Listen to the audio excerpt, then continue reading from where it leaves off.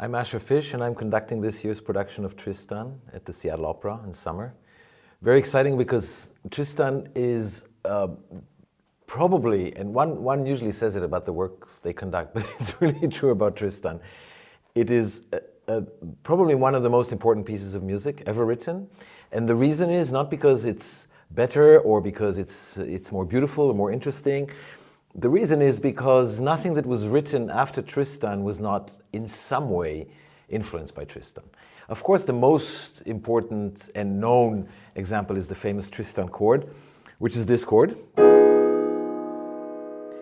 And to our ears at the beginning of the 21st century, it's not a big deal. It's just basically what is called a half diminished chord. And if we play it in another arrangement of the notes, we have a minor chord plus this note. So it sounds very relaxed. Those of you who know jazz know this chord very well. But in the context of harmonic language in the middle of the 19th century in Central Europe, it was quite revolutionary.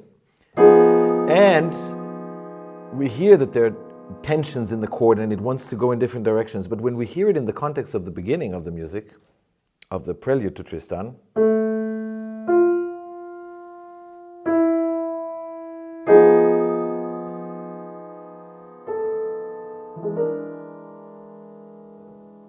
the entire harmonic language of the work is new.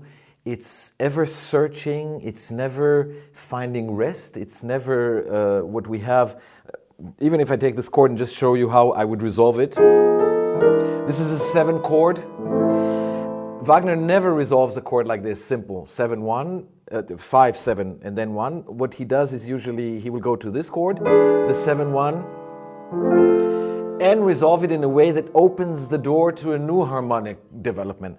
Let's hear the beginning of the very famous ending of Tristan, a part that Isolde sings after she realizes that Tristan has died. It's called the Liebestod, love's death, or death's love, as you wish. And we can see how he's searching harmonically. We start in A flat major.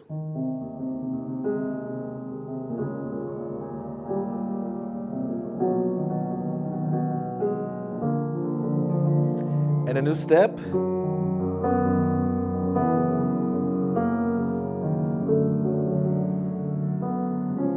We're in C sharp major, D major,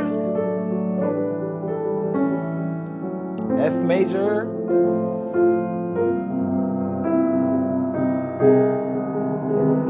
and so on and so on. The music goes from one harmonic level to the other without ever resolving anything. It only resolves eventually after we hear the Tristan chord again at the end. Then we resolve it in B major. All of these harmonic ideas were new to composers in the 19th century, and when they heard Tristan, they all tried to figure out how they can incorporate it in their work. Almost like saying Tristan is the E equals EMC square of Einstein. What this formula did to the history of physics, the Tristan chord and the Tristan work did to the history of classical music.